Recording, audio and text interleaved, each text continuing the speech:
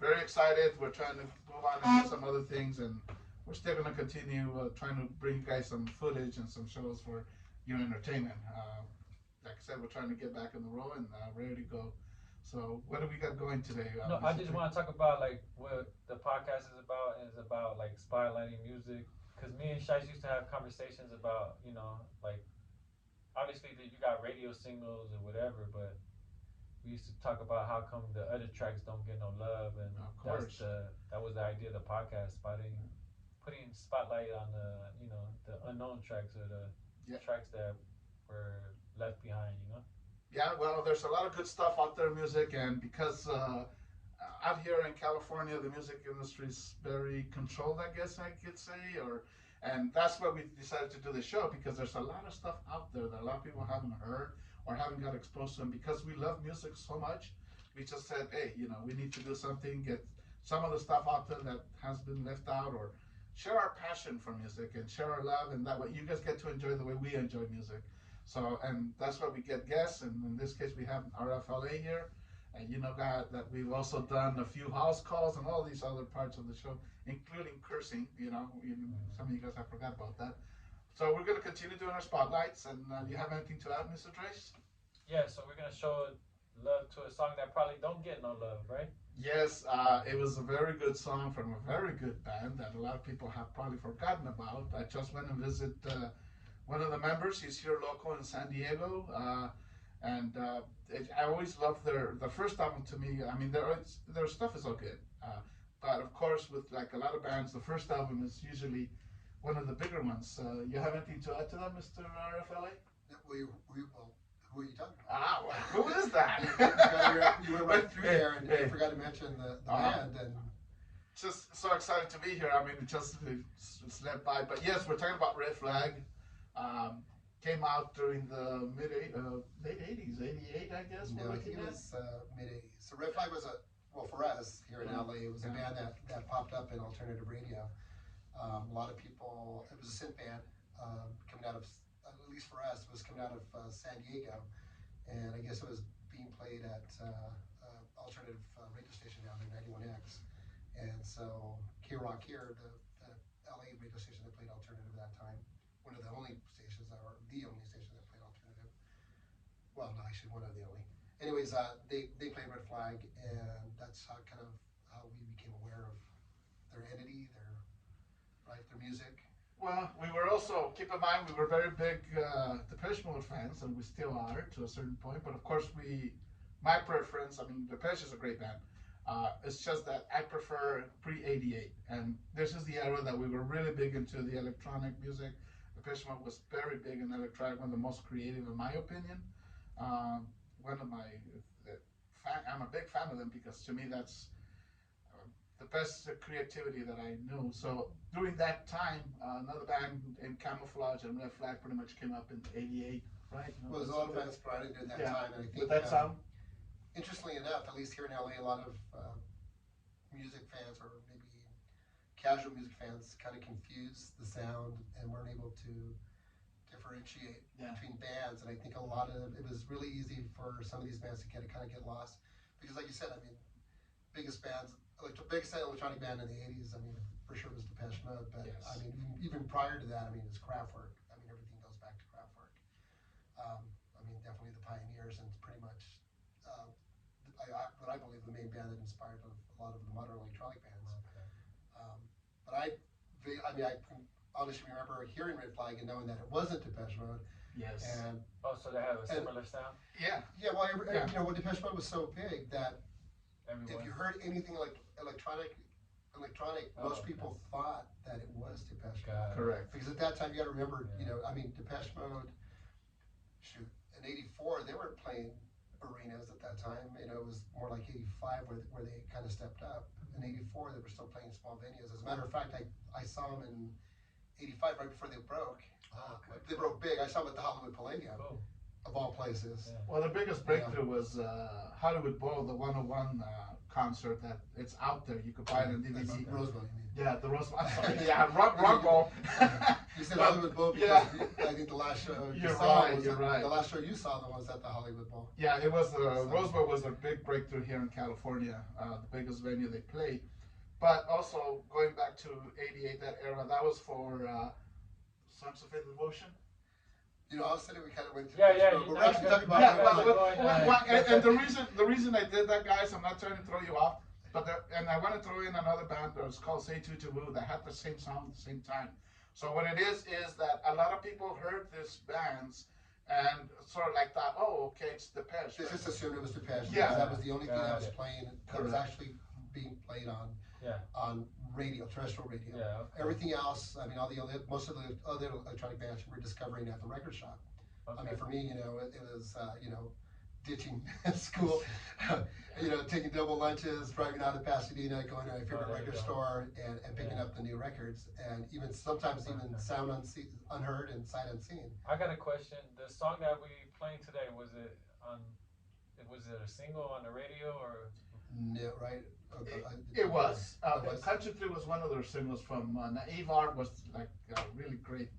I would recommend you get a copy of it. Okay. They reissued a few versions of this, and the one that I have now, and I'll show you the CD. It's one of the better ones to get because it's expanded. That one has, because they did a follow-up to this album. Yeah. It's called Naive And what's the Art. track called again? Count to 3. Count 2, 3. Yeah, to the number 3, guys. Got So it's not count 2 and 3, no, but the number 3. So, and then after that, they followed it with Naive Dance, which became a very collectible album, which had the remixes of songs from the Naive Art. And that's what this song came from. It was done by a DJ service called Razormate. If you ever have a chance, and if you're a collector, highly recommend you to get some of those mixes. They were really good professional mixes that they did. Okay. So they did a great job, and I think it's my favorite song. Normally I don't do my favorites, and I just do whatever randomly comes up, but I really want to spotlight this song because it's a great song, it's a great tune, it's a good dance song, it's got some good vibes, good sound. All right. Let's go ahead and check it out and play it. Do you want to talk about the band or after? Or the members? We'll talk after. Okay, cool. So let me get it set up for you guys and check it out, and I hope you enjoy it as much as I do. It's something that it's really amazing and sound.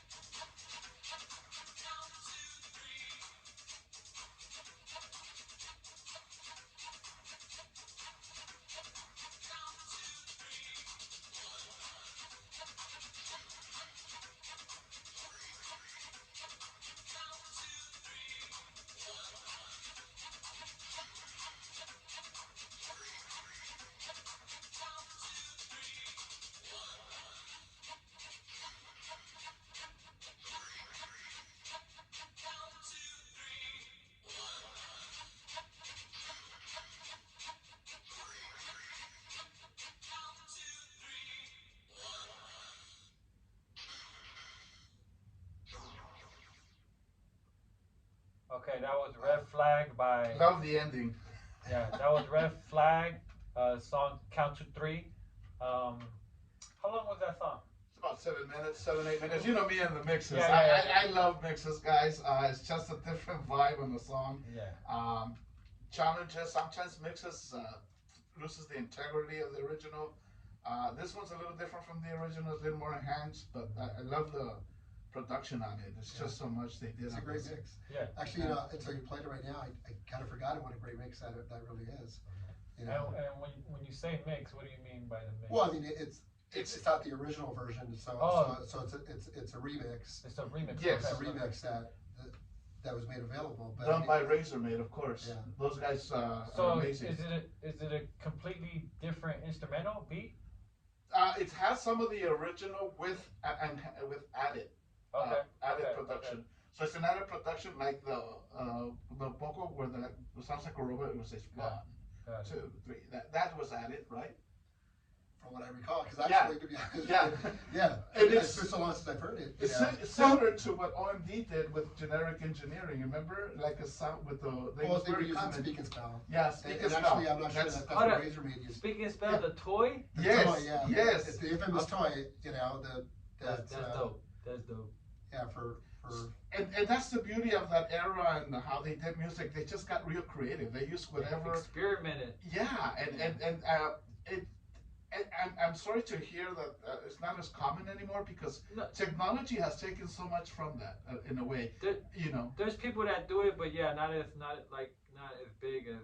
Yeah. Because now you could do it on a computer or on a DAW where you get the same similar effect. Yeah. But there's so many sounds out there that a lot of these bands did. Even the beep of a cash register was even used in songs, right? From the scanner. Well, because they were trying to find different sounds, new sounds. And actually, before I forget, we were talking about that when people heard Red Flag or some of these other bands, initially they all kind of refer back to Depeche Mode because of the process. But one of the reasons that happened was, and I remember reading this recently in an article. I can't remember what band it was. It might have been a Depeche article. It might have been a OMD article.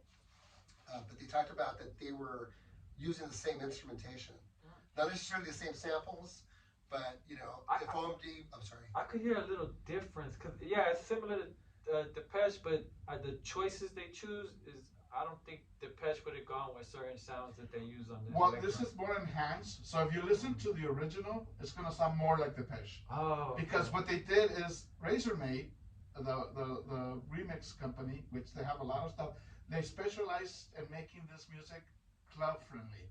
Mm-hmm. So this is very danceable. This is like, I'm gonna say that. Super danceable. Yeah. Yeah, like I heard like percussion. Yeah, of course. Depeche doesn't really do percussion, right? They do. They had a few dance tracks. Yeah. Oh yeah, no. They use. But they were all the mixes too, right?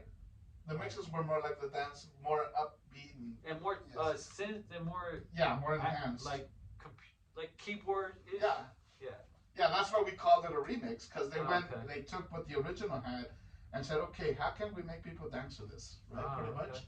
Well, that's not there, but no, I mean, right? Wouldn't that be the idea? Is that what you felt? Is that what you felt from the record? Well, when you heard remixes, I mean, I couldn't get for myself as a record collector and a fan of music. I mean, I couldn't wait to get the 12-inch version. Yeah. If I heard something on the radio or I discovered a band, and you heard the regular LP. And how long would it take from radio to the LP?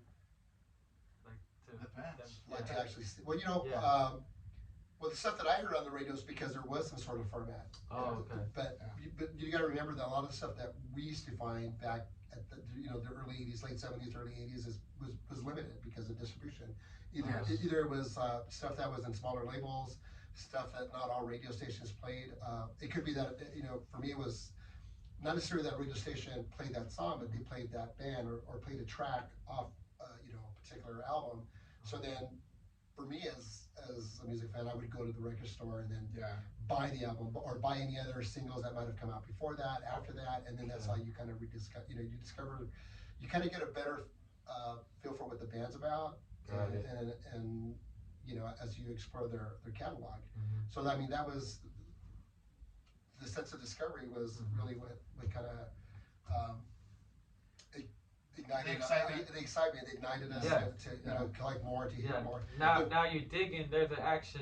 Now you're looking and like you're finding tracks that yeah, are not played on the radio. yeah. And if you walk into a club or somebody's backyard or even our own house, and we pop that out and play that, I mean, You how putting phenomenal is that? yeah, exactly. You're putting people on, and the DJ, you're like, I could play this mix to show others, right? Or for a party even, or even in the club itself, the guy would probably grab this mix and incorporate it to another song that had the similar beat, which this sounds almost like a freestyle song. You could really probably would have been able to mix a freestyle song right easily. into this. I was going to say that. Oh, You know. okay. So, and that's what it was. So, that's where the beauty came in, because you heard this song so many times, but it sometimes is refreshing to hear like another take on it, depending on the work that it's done on it. Because sometimes they'll take a song and they really just lose the whole integrity.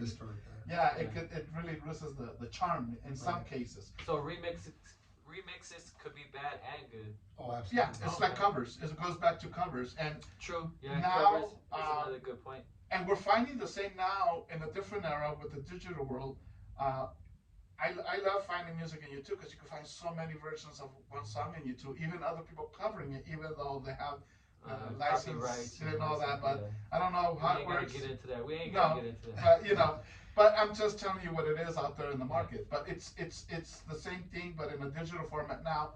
I'm not trying to sponsor any specific format, but I mean I find myself that in YouTube I can find other versions of certain stuff that's that's funny. You say YouTube, a lot of people use Spotify, use some of the other services. Yeah, that's right. Which is the same thing, because you log onto something and then all of a sudden it collects your information, and then it automatically suggests something. Algorithm is called a thing. Yeah. So with it's automated now, we basically did that by hand. I mean, yeah, we exactly. go to a record store. If they didn't have it at that record store, we find another one. I mean, I can remember. You're your own analog, I guess, in a way to put it, right? You're the computer. You're the algorithm. We find a band. We looked at the credits. We found producers' names, whatever, engineers, and then we found out other productions. And then you go find a different record with a different band that maybe you didn't hear of, and all of a sudden you discover another. It's just a different feel when you have like something in your hand to hold on. Where Spotify yours. is like it's on your phone, but you're not holding the hard copy. Yeah, you don't really own it. Yeah. You're it's almost like you're borrowing it for the time being. Yes, correct. Just pray that your phone doesn't die, or internet. Or the end of the world comes and you don't have the song to play anymore. Well, actually, this is probably a good place, a good time to integrate that. Actually, the music that you're selecting, and I know the music that I listen to, is that something that I actually hold. Yeah. I mean, I own. Yeah. I mean, the stuff that I listen to or discover, I mean, I always look for the hard copy. And I don't get commercials on my CD. It's we're bombarded by, which it's good and it's bad. The internet and the digital world, it has its good part. Like I said, the fact that there's so much. But then again, you have to go through so much to enjoy what you want to enjoy. In my CD, I don't. I play whenever I want. And I know you say CD, but I know that we also have that on vinyl. Yeah, we do. We do. So for us, it's actually started with vinyl, and then eventually it gets to CD. And even though you lost something there, you also gained something there. What would you say is the cleaner sound, the 12 or the CD? I like all formats. Even cassette. That's an argument for the ages. It took me a long time to actually purchase a CD, to go from vinyl to CD. Oh, because but they both have their pluses and negatives. It's a totally different experience. Correct. If I'm at home in my personal space, vinyl's going to do it for me, because that's what I learned to listen to. And not only that, there's also a difference in vinyl itself. However, that being said, when I spend somewhere or something, and I'm playing the music that I like, I mean, my preference is CDs. Okay. Yeah, well, it's easier to take around. Is it really easier? Yeah, man, I get it. It's easier to carry around. Yeah. But I normally carry 600-700 CDs with me. Yeah. Because I like to do stuff on the fly, and And were there times when you had to carry those 12s though? Well, cassettes are easier to carry, in my opinion. Cassettes, there we go. But then it comes a time when you're playing it and your tape deck eats your tape, and that's when it becomes a headache. There's a time and place for every format. Yeah. What I'm saying, there's no format that is better. Perfect. If you prefer listen, I still have cassettes. I don't buy cassettes as a preference, but I mean, I still have probably about 100 cassettes that I kept. Some things that never transferred onto other formats, never went to CD or limited edition, and just basically for that I kept.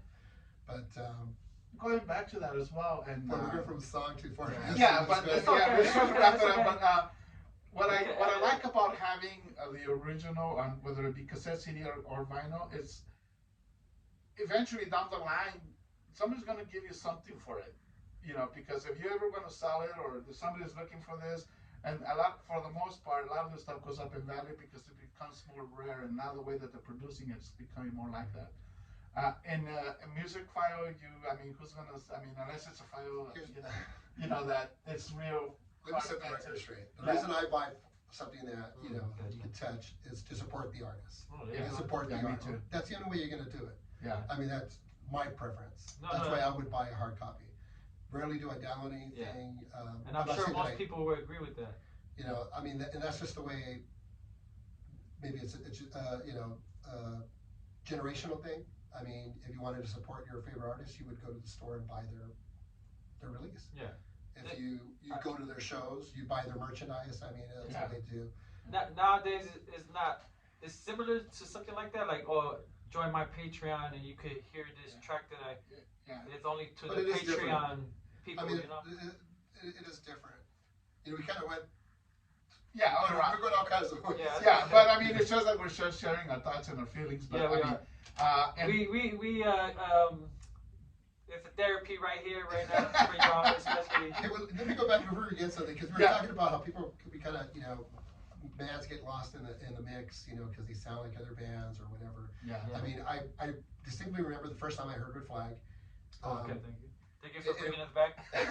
And it was about, you know, it was the first album that I heard was Naive Art. There was a couple singles that were played. I mean, it wasn't that track. I think the first thing I heard was either Russian Radio or If I Ever. A Broken Heart. Or Broken Heart. It was one of those tracks that I think it was for me the first one I heard. And then of course they might have played another song, and then that's how you realize that format I'm sorry, that band is in existence, and then that's when you seek it out. But you know, it's interesting, like you just kind of compared the production and some of the, you know, the beats and whatever, the percussion on that mix. But I mean, as soon as the vocals go on, for me, distinctly it's Red Flag. I could immediately identify it as Red Flag. And even on the radio, I knew when the vocals went on that it wasn't Depeche, it wasn't Orchestral Maneuvers in the Dark, it wasn't Kraftwerk. Although there might be some similarities, and primarily, you know, going back to the article I'm just recalling reading, was one of the reasons that you had that confusion isn't because you have a bigger fan or more, you know, hardcore fan than the other. Is that because the instrumentation, the tools that they were using were the same. If a band saw somebody using an emulator, that's what they bought. If they, you know, if they were using, you know, a Roland 808 or whatever, I mean, that's what they bought. So there's the similarities in the production. Yeah. So that's where you kind of like, oh, that sounds like that band. Got it. But what really distinguishes it is, well, besides the production, is I mean, as soon as you hit the vocals, that's where you realize, hey, that's not that bad. But I know there was a lot of confusion then. There's still a lot of confusion now because, you know, I play out this genre and other genres, kind of associated to late 70s, early 80s electronic and go to other genres. But I mean, even if you play that now, sometimes people who remember Red Flag may not necessarily recognize this mix or that track. Oh, no, because they automatically, you know, they revert back to, oh, that's got to be Depeche. There's got to be a hidden track or something. But to me, as soon as, you know, the Reynolds Brothers came on, I mean, I knew then and I know now that you know, it was Red Flag. And that's a great track, you know. I mean, that's really a great remix. I'm glad you chose it because I kind of forgot how good that was. It's different from all the other mixes because the other mixes are more true to the integrity of the original, even though Razormate did the other mixes for them. But this one was just stand out. It was just like, okay, this is the happy song. This is the one. I mean, don't get me wrong. They're all pretty happy, but this was the song that, yeah, I could play this at the club. And I could mix this, and then we could all dance and have a good time with the song. Yeah, and we're missing a lot of that nowadays. I wish we had more music like that, because we have a lot of depression, a lot of violent songs now. But it's okay. We go back to the classics. We go back to the classics. I'm pretty sure some violent electronic songs. Yeah, no, there is. But I mean, it seems like it was more prevalent, or it was just a different vibe? Well, he's saying Yeah. clubs, but I remember when this came out, I wasn't old enough to go to a club. Yeah. So for me, this was something I would play in my bedroom or play in my Yeah. backyard. Or, I remember this was kind of, I remember being in high school and having like a listening party, which is, I remember somebody saying, hey, we're going to meet after school. Hey, bring whatever records you have or whatever. And I remember like walking into a room where they were playing what classified as classic rock. They were still playing Led Zeppelin. They were still, which is great. Yeah. They were still playing, Good stuff. Jimi Hendrix and all that stuff. But you had all these new bands coming out, and I remember walking in. It was refreshing. With Depeche Mode's first single, the third single, and having that, and they never had actually heard it, Yeah. or had only heard one song, and so it was a moment of discovery. It was something that certainly was fun to share, and to kind of open somebody else's ears. I remember walking in with a mixtape to like a after school, we like not necessarily a pool party, but we'd gone somewhere, and I remember probably, I think it had to be like 1981, and Nice. so Depeche's first album, Yeah. and I remember like making a mixtape with some of their songs along with some of their like Gary Newman, some other stuff, and I remember the kid, my peers were all still listening to more pop oriented stuff, Yeah. classic, which is Jackson. classic rock now, and I remember them listening to it, and they're like, "What is this?" Yeah. And I'm like, shit, I go, this is the future. I go, you're listening to the future. And I knew it then, and just as you know it now, and that whole electronic genre just evolved. And when you say mixes that you created? No, put I a was saying tape mixtape. together. It was just putting a tape together from at that time would have been, cassettes and vinyl. You just kind of put a mixtape. It wasn't that Or mixtape. stuff from the radio. Oh, yeah, You yeah, used so to it's record from on the radio. That was the biggest Like thing. a playlist. Yeah, it was more like a Okay, so and when you made those playlists, was it to put people on, or what was like? That was what just stuff you Well, liked. it was just stuff that you like and you put together so you could find it in one You place. can have it with you. Take it with you. Take it with you. It was portable. You put it on a cassette and then No, I'm only saying it because like that's the point of this podcast. Like, Well, yeah, putting people on actually, music. that is what it was, because in that particular situation, it was to, hey, listen to this. Have you heard this? And it was one of those defining moments. And that's what we're doing now. Exactly. So we're kind of rediscovering. Yeah. Because these tracks are not rediscovering. current there, but No, definitely. I know. Hold up. Yeah, not current to y'all. That's the kind of sucky part where you guys at. But to someone that doesn't know, you just brought me into a new world. So technically, it's new to me. And that's the so idea. it's rediscovery, and hopefully, if you like it, you'll seek out this band. And, Sharing the wealth. And red flags still exist, and people don't Yes. realize that. Technically, red flags still exist. Yes. The music's still being put out. As a matter of fact, DJ Javier Shyster here recently, What? Yeah, I went to, I had the privilege, I invited him, he wasn't able to make it at that time, but we're going to probably have to make a trip back. Had a pleasure of meeting Chris Reynolds. He autographed that CD for me. His brother passed away in 2003. We lose So well, actually, people don't know who Red Flag is. It's So Chris- it was Chris. Chris and Mark Reynolds, their brothers. and- They're originally from Liverpool, but when we first heard them, I mean, they came up by way of San Diego, so we thought they were local San Diego, They're a local band. Yeah. possibly American. We didn't know, but as we searched out and As with- researched, you realize that they're actually two guys from England originally. Yeah. They came to America, and if I recall correctly, they ended up in San Diego because of 91X. Yeah. The station down there had played their song, and it ended up being like very popular in that area. Okay. And so that's where they went, and that's where they made their home, and that's where they recorded. And he's still there. Mark passed away in 2003. He's the lead vocalist, but Chris still working on some new stuff, and I would like to, if it all goes well, one day maybe we could do a podcast with him. We'll talk to Dreister, maybe even at his place over there in San Diego. Yeah, take it back to the crib. Yeah. So, but I also want to go back just to reference. I know he said that he heard them in 91X. I remember hearing them at K-Rock, and the first song was Broken Heart. K-Rock is the Broken one. Heart.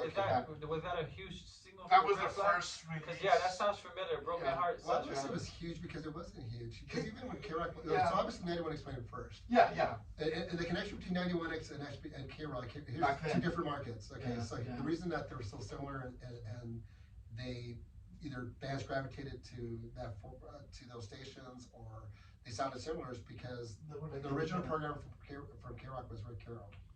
And I'm sure you guys can look him up and see the phenomenal things that he did to create what was at that time, I mean, just Innovative. Yeah. Programming. You know, he was hired to go down to 91X and make it. So that's why there's a similarity. The difference, though, is that for me, 91X, and then there's another station up here too that a local station, KNEC, before it was heavy metal, it was a rock and rhythm. But anyways, that's another story. But yes. the things that made each stations different, even though they were similar, is that they chose to play different tracks. Yeah. So Outside you're the box. saying, yeah, okay, you heard Broken Heart on K-Rock. I don't remember, that wasn't the first track I heard. However, you know, I was one of those people lucky enough to get 91X on my home stereo. I just, for whatever reason, I was able to get a clear signal. Yeah. And so I would bounce between both stations and I would hear maybe the B-side of something or an alternate track. So that was the beauty of it, of not just listening to one station, but that, you know, even though they shared similar formats and they were different. They were I mean, they kind of, you know, had the same roots. You were able to explore different tracks. So that's not my first. I mean, my first track, what he remembers as his first track, was not the first track I heard from him. Correct.